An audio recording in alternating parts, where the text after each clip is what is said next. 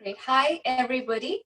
My name is Tarika, and I've been practicing macrobiotics for about 15 years. And I've had the opportunity to meet amazing teachers, and I simply love the community and all the people I've met along in the last 15 years.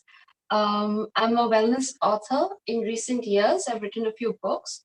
Um, they are right over here. One is on children's health, and the other is on called the Asthma Cure, which is basically on immunity, lifestyle diseases, and lung-related problems.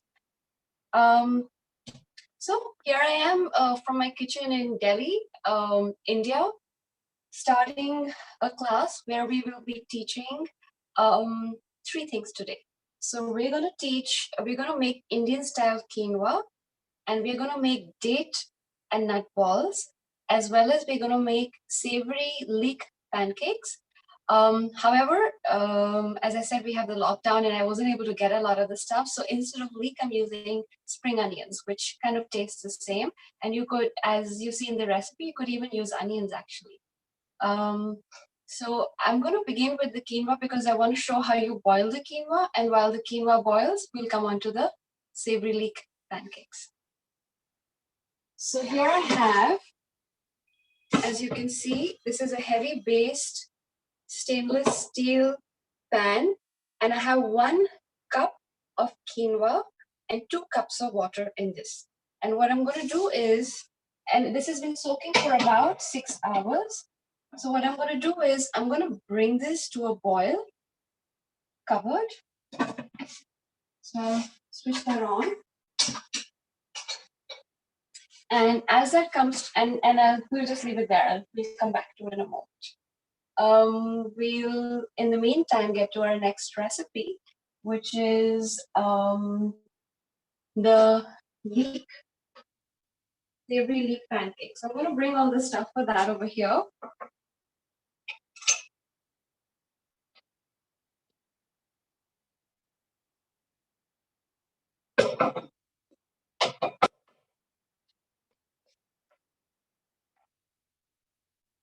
Okay.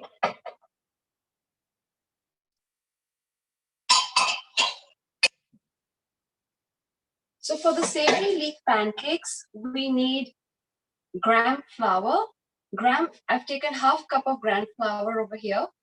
Gram flour is basically made from lentils. It's a particular kind of lentil, which looks like this. If you can see, it's kind of like a half chickpea, like a chickpea split into half, kind of, that's what the lentil looks like. But if you don't find that wherever you are, whichever part of the world, you could definitely use even green moong, which is more popularly available all over. So I'm going to begin with putting this into a bowl. And add a little water. You only need to add a little water at a time so that it doesn't actually form lumps. So I'm going to just start stirring it in with a little water, trying to remove the lumps till it becomes a pretty thick paste. Now the trick with this is, if you were to add too much water in the beginning, it would form a lot of lumps and you wouldn't be able to actually pin it out once there is too much water, or it would take too much time breaking the lumps. So this is what it looks like. It's a thick consistency right now. So I'm going to add a little more water. And basically mix it in until it's a nice and smooth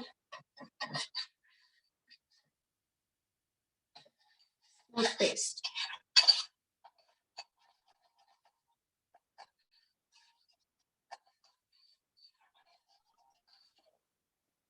So that's what this looks like. It's a nice and smooth paste. I think it's gone a little bit too thin. I might add like a teaspoon more of the flour to this. Or actually, we're also going to add some arrowroot, so it should be fine.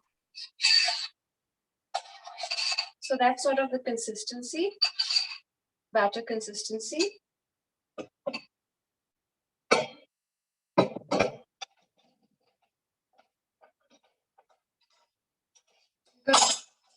we're gonna add some salt to this.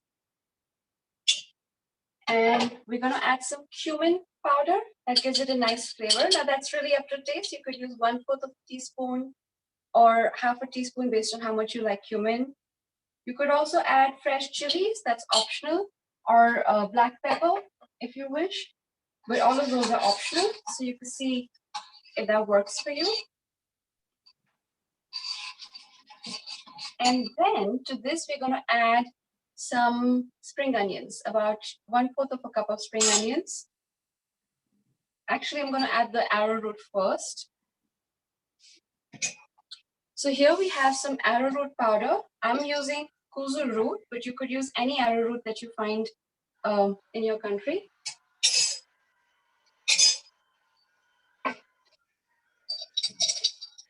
I'm going to use about a teaspoon of that. Again, add a few drops of water. So the quinoa has come to a boil. And what I'm going to do is, now that it's come to a boil, I'm going to lower the flame, add a pinch of salt,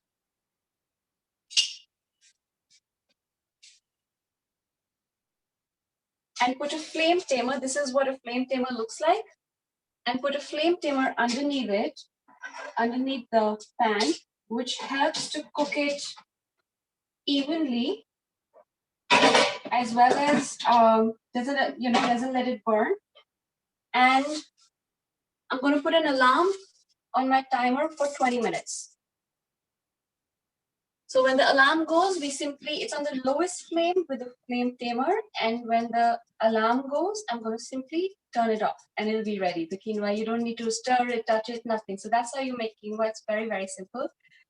In Macrobiotics, we make a lot of the grains without stirring them in because we want their peaceful energy to bloom. And then, when we eat them, bloom in us as well. We have a question for you. Yes. Do you always soak the quinoa? Yes. So I wasn't soaking the quinoa for many years, and then I heard this nutritionist in Mumbai. He spoke about how it's more digestible if you soak quinoa, and I found that if I soaked it for about 4 hours, it actually came out softer. And maybe certain varieties of quinoa, it didn't matter, but in certain varieties, it came out much softer. And I just thought, 4 hours is hardly any time to soak. And if it helps the digestion, then why not? And it doesn't become too mushy by soaking it as well. So yes, I always soak it now. So here is the arrowroot. I'm going to add just about a teaspoon of water into that. And again, this is cold water. So we never want to really add hot water to arrowroot, else it will start, start cooking and getting transparent. So we want to just do cold water always to arrowroot, and that's what it is.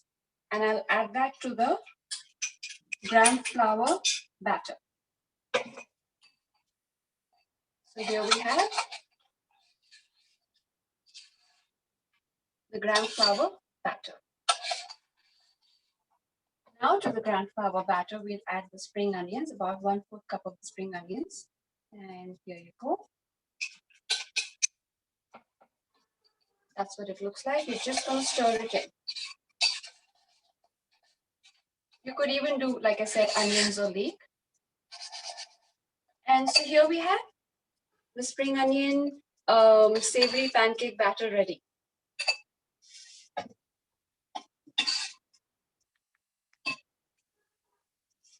You can use any non-stick pan of your choice or a ceramic pan. Not the regular non-stick, which are more toxic, but a ceramic pan or anything that you feel, even like an iron sometimes can work really well for this. I'm going to use this ceramic pan over here.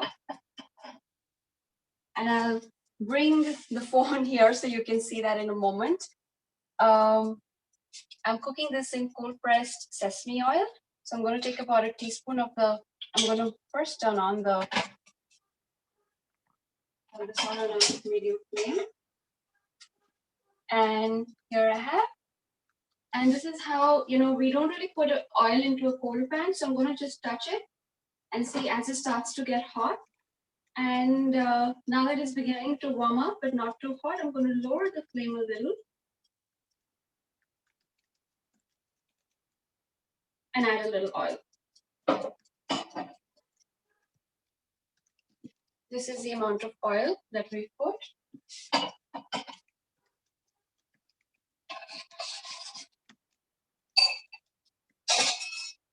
Now, the nicest way to make pancakes, like the smaller size pancakes that we are making, is using a ladle, because a ladle becomes, you take the amount as you want in one ladle, and that makes one pancake. So we're just going to take the amount in one ladle, and I'm probably just going to bring the phone over here so you can see it very clearly.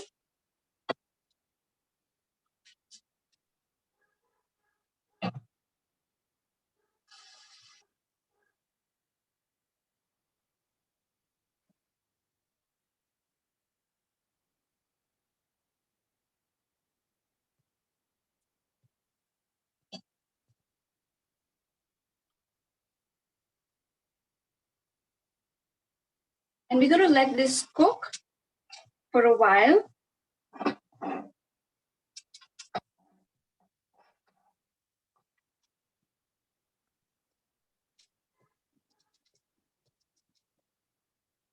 And as you can see, it's beginning to cook on the sides, but not enough to like pick it up. So we're going to let this part be cooked a little more, the center be cooked a little more before we'll attempt to turn it around.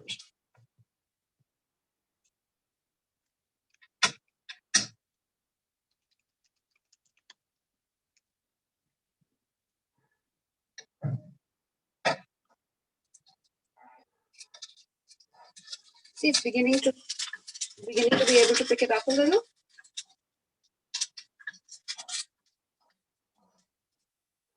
So I'm just going to turn it over, but I need to put the phone down for a minute for that.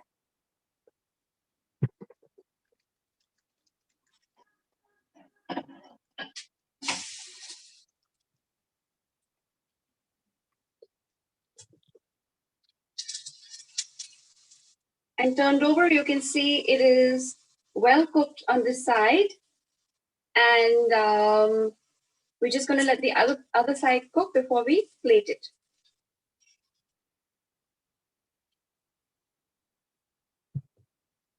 So that is the savory leek pancakes. It's a twist to a very popular Indian dish. I've added the arrowroot to it to make it like a little fluffier, which we traditionally don't have. And we serve it with cilantro minced chutney.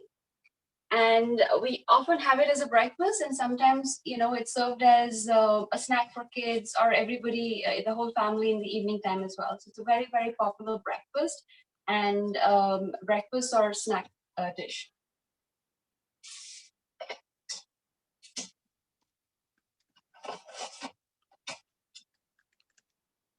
I was able to toss it over once again.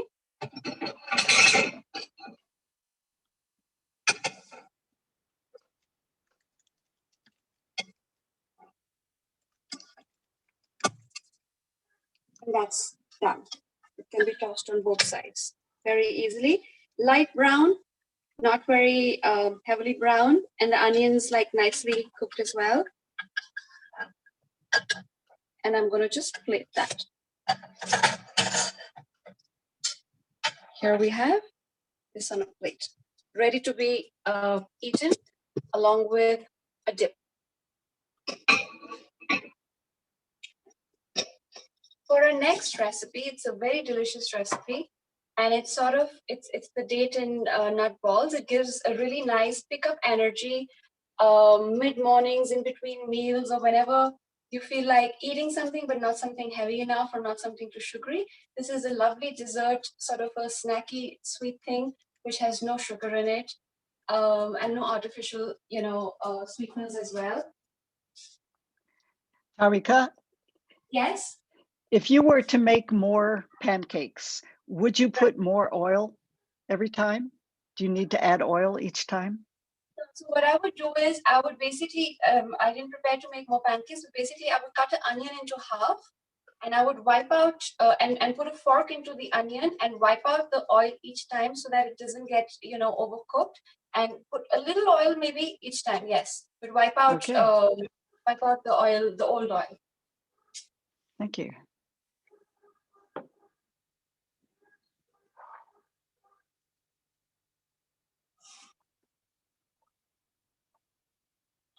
So here we have 1 cup of dates chopped really fine. And we have 1/4 cup or half cup of figs or any dried berries of your choice, unsweetened berries of your choice. And we have about 1/4 cup of almonds chopped really fine as well. And 1/4 cup of cashews chopped really fine. And then we have a little bit of toasted sesame seeds. Now the toasted sesame seeds is for the outer layer. So here's what we're going to do. We're going to take a mixer grinder.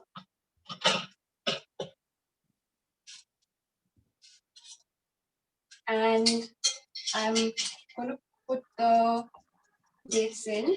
I'm going to put a little bit of the dates in along with the nuts. Otherwise, if the dates are too much at the bottom, the mixer grinder doesn't really mix really well.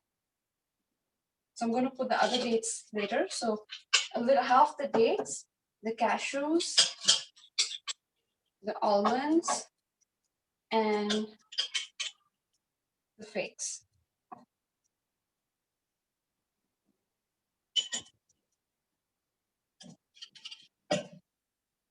And I'm going to use an organic cold pressed coconut oil. You could use any oil of your choice. You could even use sesame oil if you wish.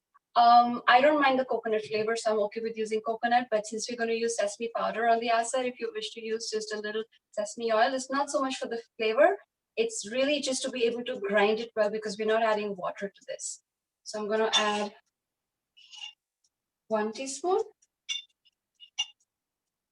and 2 teaspoons of that.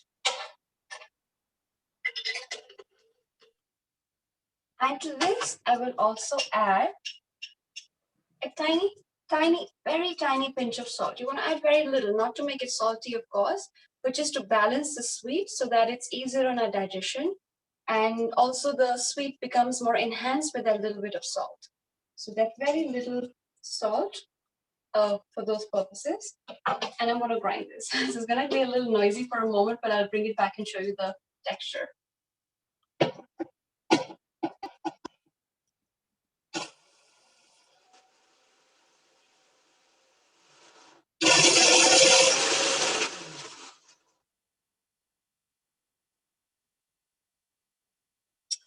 So that's what the texture looks like right now. Everything is beginning to break down, and now I'll add the remaining dates, because if I added the dates, all the dates earlier, it wouldn't let the mixer actually mix.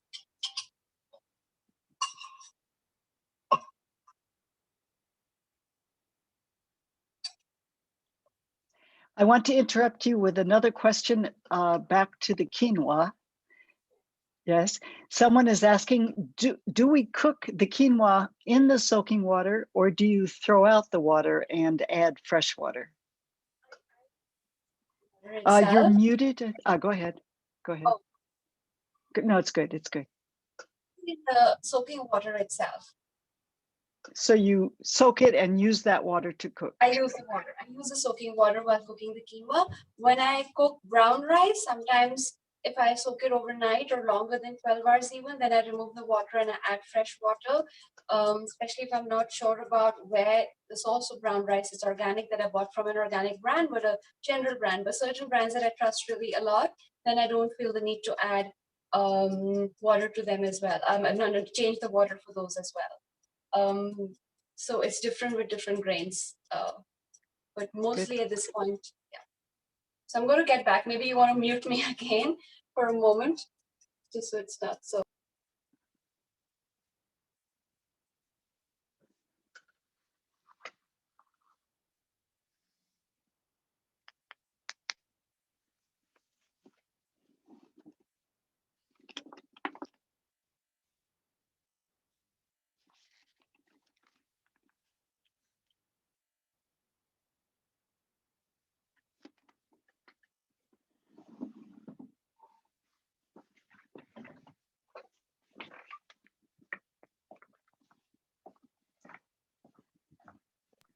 And that's done. It did take very long, and it doesn't need to be completely blended. That's the texture that you're going to get. You can see that. And I'll show a little bit more of the texture as I pull it out. Now I'm going to take the smaller grinder, this is a smaller grinder, and I'm going to take the toasted sesame seeds and I'm going to pour that in. And I'm not going to grind this too much. I'm just going to pulse grind it, like just about for 3 or 5 seconds. So it just begins to open up.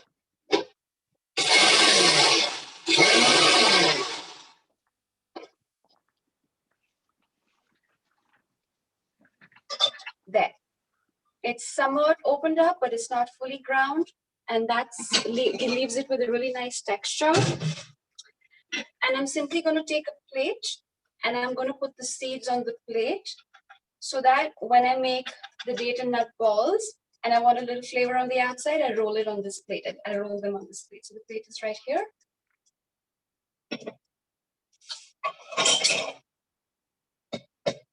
So I'm gonna take a little bit of this, and that's what the texture, as I said, looks like.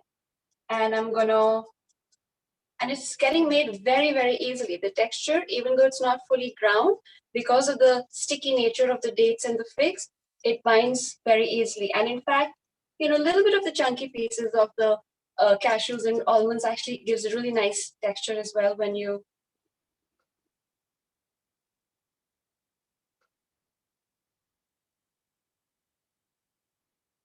So that's what we have.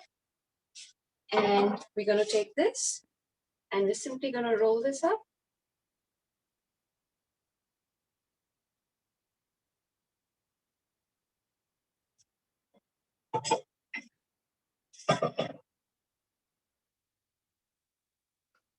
And that's one date ball. I'll make another one. Like you can see, it's blending in really easily. I don't know if you can see the texture of it. Just want to show you.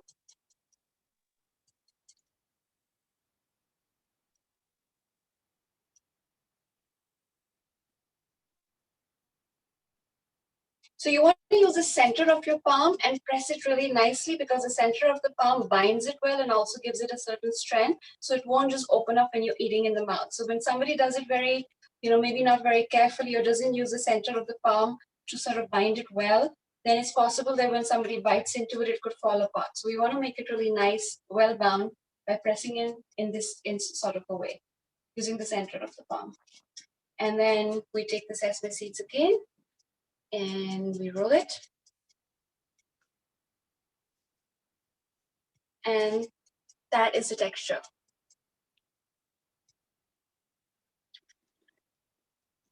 Can you hold it up once more, please? Can you show once more, if you don't mind?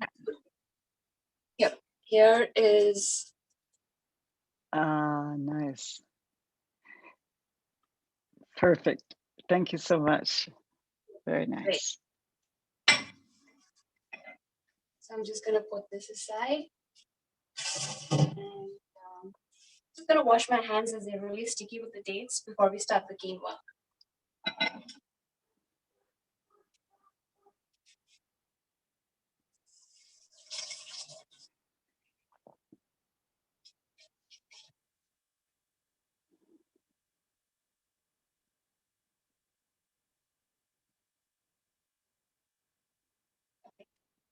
So there are about 3 minutes left for the quinoa to go. So we'll start frying the veggies for the quinoa. Let me bring them up and show them and also talk a little about it.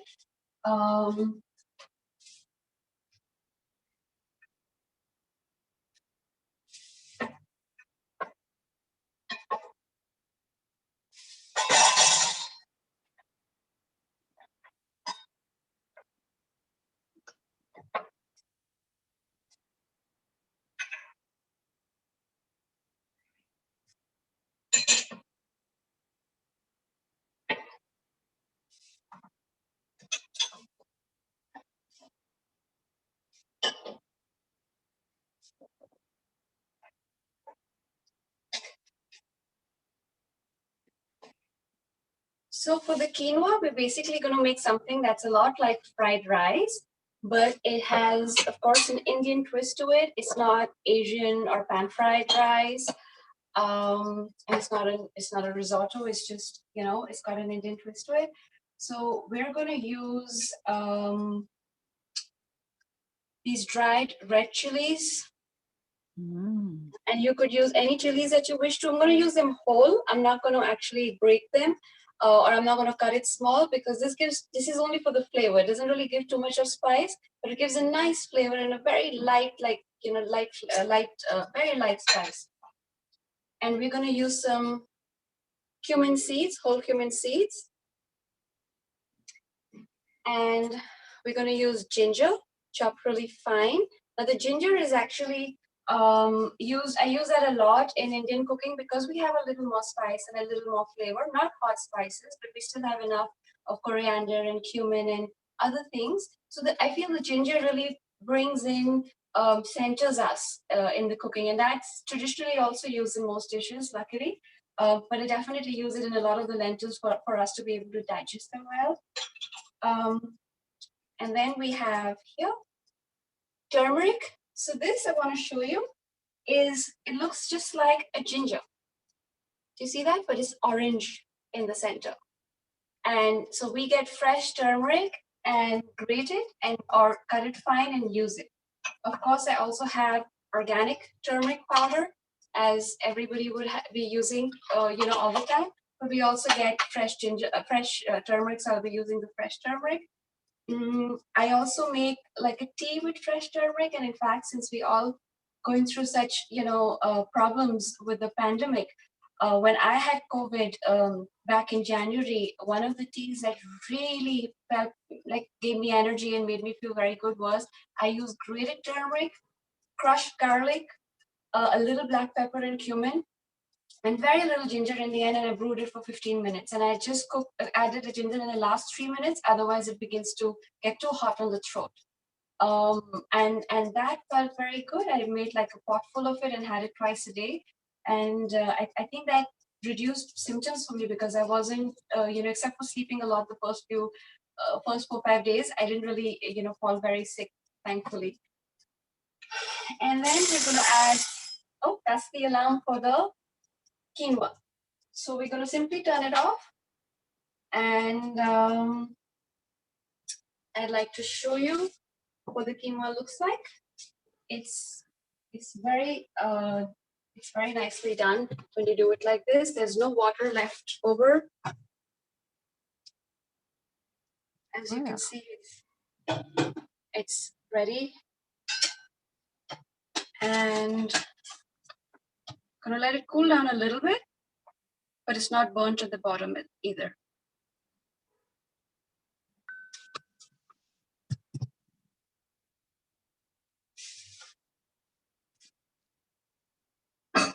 So back to the seasoning for the quinoa, we're also going to use carrots. They're cut into half moons. And we're going to use garlic because it gives it a really nice flavor. And onions. And right in the end, we're going to stir in spring onions, because using spring onions in your cooking is very nice, because it, besides giving a nice light flavor towards the end, spring onions as well as cilantro or parsley, whatever you prefer, it sort of helps to digest the food and allows it to circulate well in your body. So, sometimes you have fried stuff or you have something cooked, and it's a hot day and it seems to sit in your tummy and you feel heavier. So the more you add spring onions and cilantro, we call it dhania in India, so the more you have cilantro and spring onions, it really helps to liven up the dish and feel very nicely digested and circulating. So, and then we're going to use very little bit of coriander powder. It's just coriander seed powdered, brown coriander powder. And right in the end, we're going to add, as I said, the spring onions and about 2 tablespoons of the desiccated coconut. In the recipe that I've given you for all the flavors that are here, you can use either the entire amount of quinoa, or you can even use about half or 3/4 amount of quinoa, depending on how flavorful you would like to make it. And again, for cooking, you could use cold pressed sesame oil as well as cold pressed coconut oil. My roommates and I prefer cold pressed coconut oil, especially because it's summer over here. And also with the coconut, desiccated coconut in the end, it just gives it a really nice and rich buttery flavor. It's actually a very nice flavor with the coconut oil. And you don't actually taste the coconut oil that much with the garlic, ginger, and everything coming into it. So for this, I'm gonna use a ceramic pan, like you said.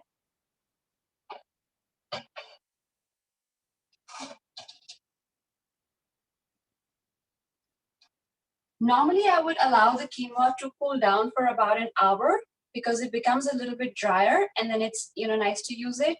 But we could just use it even like this because it's anyway going to get warmed up with the oil and cooking. So I'm going to begin with a little bit of the oil. Again, I'm going to turn on the pan. And I'm going to touch the bottom of the pan. And when it gets, when you get the feeling of ouch, that's when it's really hot. That's when you need to start pouring the oil in. So yeah, it's hot now.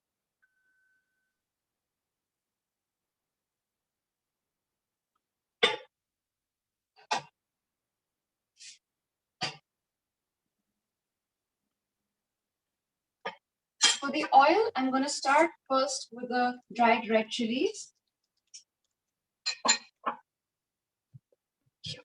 Let's just get it out here. I'm starting with the dried red chilies. And then I'm going to add the cumin seeds.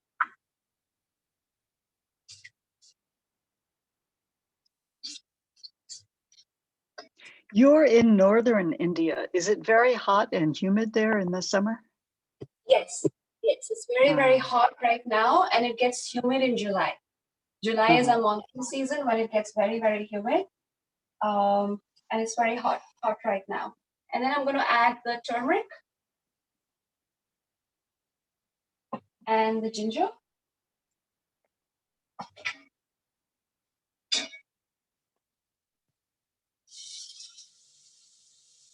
And let it all fry. And then add the onions.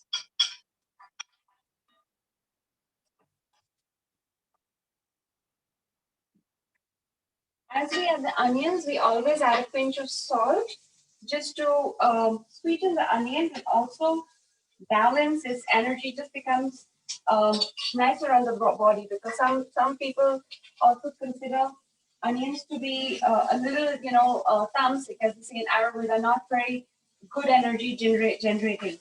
So we add that little salt and minerals in the salt, help take away that, as well as it makes it a little bit sweeter. So although you say pinch of salt, it looks like a few teaspoons. Is that right? Yes, in this dish, because by the end of it, because there's so many vegetables, there's so much of the quinoa, I do add more salt in this, and then even in the end, we'll adjust it to taste. So I'm adding the garlic now. If you were actually present over here, it was a live, not a Zoom live, but an actual live cooking class, you would be able to smell, you would get the aroma of the Indian flavors and the spices as well. Mm. And so we have carrot.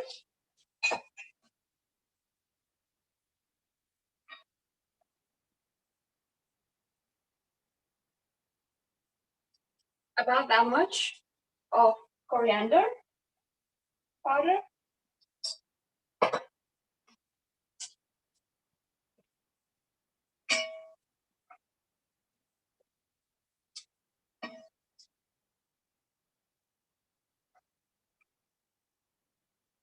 Just gonna let you see this over here.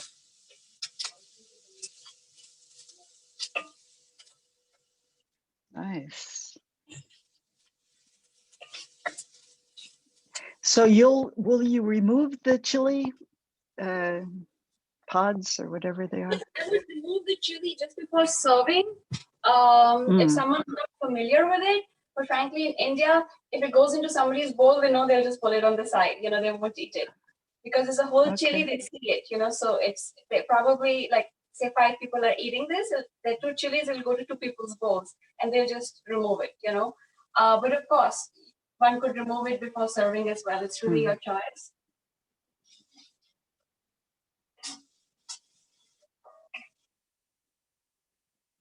It smells nice. I'm just gonna cook it for another minute till the carrots are crunchy, get cooked well. I cut the carrots really thin, so this shouldn't take very long.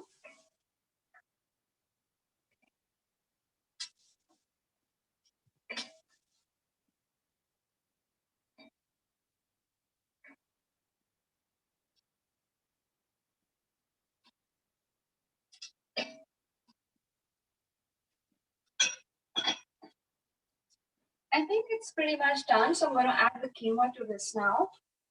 So I'm gonna take the quinoa. I don't think I'll add the whole quinoa. I'm gonna add about 3/4 of the quinoa.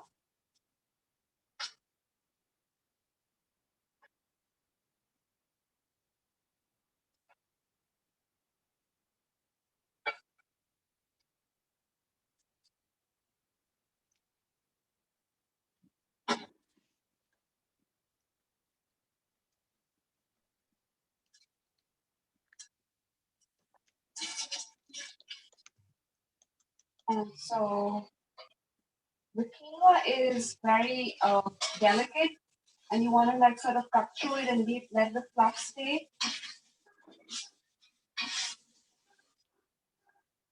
I'll just show. You want to cut through the parts that are lumpy, close, and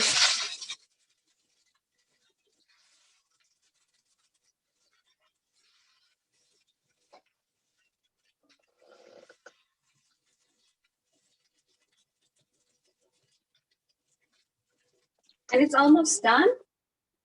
Now we simply stir in the spring onions. We can even turn it off actually. Or put it on the lowest flame. We stir in the spring onions.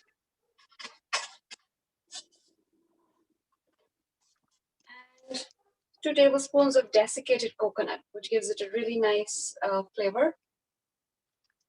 That of course is optional. If somebody doesn't like coconut at all, you can omit that part.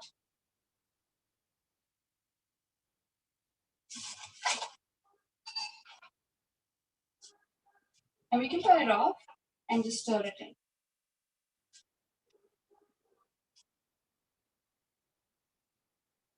Yeah.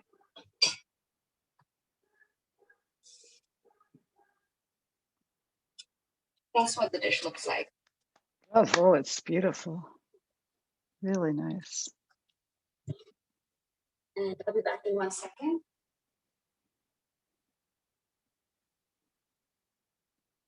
Right. So I'd love to take questions and maybe talk a little bit about the variations of this particular quinoa.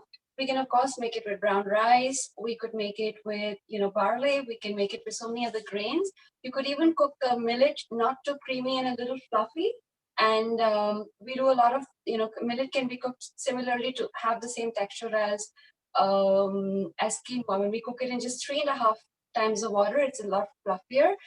There are different things you could change around. For example, in India, we have something called as curry leaf. Now, curry leaf is something that when I speak about sometimes in the Macrobiotic community or in certain places, they actually think it'll be something hot and spicy and curried. But I wanted to show what it is. It's actually not hot or spicy and easily available in a lot of stalls, so you can grow it. It grows, in our pots in the homes. And this is grown and dried up. And this leaf is supposed to be very, very mineral rich. A lot of the Ayurvedic doctors recommend to have it, when it's not dried, the fresh leaf, 2 or 3 chew it and have it on an empty stomach, and it, takes care of the acid-alkaline balance of the body, and it's very good for the nervous system as well. So this is, even though it's called curry leaf and it sounds very out there, it's really good. It's really good for the body. And one could use this in the beginning along with the cumin and the red chili. That's when you would add it. And it has a very nice aroma as well, a very different sort of an aroma. You could, of course, also towards the end for certain things, add things, different spices. So for example, this is mango powder. It looks like cumin or anything else, but this is actually mango powder. So it gives a little, sort of slightly sour flavor. And if you want a little sour flavor on some days, we add a little bit of lemon in the end, and a little bit of, mango powder in the end as well. And then we have, of course, a sufidita, which is hing, which has a very strong flavor, but it's recommended to have it, only in certain lentils and certain dishes because there's a little stronger aroma to it. What's that one called? What's that? Forgotten it's asafoetida. I forgot how you pronounce that. Asafoetida. Okay. So that's a very strong flavor, but it's amazing. It's supposed to be like really good for digestion and flatulence and helps the body, the extra, removes the extra wind and helps at the digestion process. But this is used in very specific dishes, so not just in everything. And yes, so and the other thing you could also do, we use a lot in India, which we of course in the macrobiotic community in the US and all over, we use a lot of sesame oil. But here's another oil that brings a really nice flavor to certain lentils and certain rice dishes. This is the mustard oil. Ooh. And the mustard has a certain pungent flavor and an aroma, and it's also very good for the lungs. And it's also very good for people who have a lot more mucus in their body because it clears out the mucus. And somebody who's trying to lose weight, it also helps them a little bit to use a mixture of sesame, cold pressed sesame, and mustard oil. And those two are the main oils in India. And traditionally we say we have a sweet oil and we have a bitter oil in India. Like those are the two oils we grew up on. So the sweet oil is the sesame oil and the bitter oil is a mustard. It's not really bitter, but it's pungent actually. But that's how they say, that we have a sweet and bitter oil. And does the quinoa dish or those seasonings, do you find that commonly in a restaurant or elsewhere? Actually, the restaurants don't actually make quinoa. Quinoa is more of a macrobiotic twist. You would find the same thing with fried rice. You would find something similar in they would probably even add tomatoes to it, and they would call it, say, jeera rice. Jeera is cumin, so cumin tomato rice is a common thing, or curry leaf lemon rice. If you go to like a South Indian restaurant, they would have the curry leaf. The curry leaf is from South India, so they would have mustard seeds, curry leaf, a little more ginger, and it's like and the dried red chili. That's more South Indian. So depending on the different regions, there is really many ways to temper things. I think somebody asked, what is the dip that we would serve the pancakes with? In India, we serve it with a cilantro and mint dip. So it's basically just a lot of cilantro, very little mint, salt, lemon, a dash of a natural sweetener, and sometimes people add a little spring onion or like 1/4 of an onion into it for the pungency, and just blend it all together into taste, and lemon, fresh lemon. So it's like a sour, salted, very lightly sweet, but very fresh green dip. And I think I might have some in my fridge, so I may as well pull it out and show it. I'll just get it out in a minute.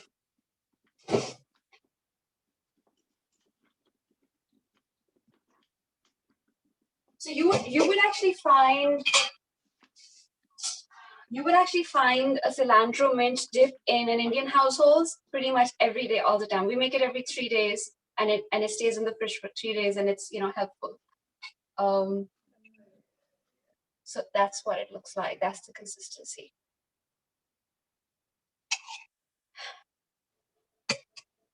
Nice. So that's that, and we're done with the demo from my side. If you have any questions, I'm happy to answer.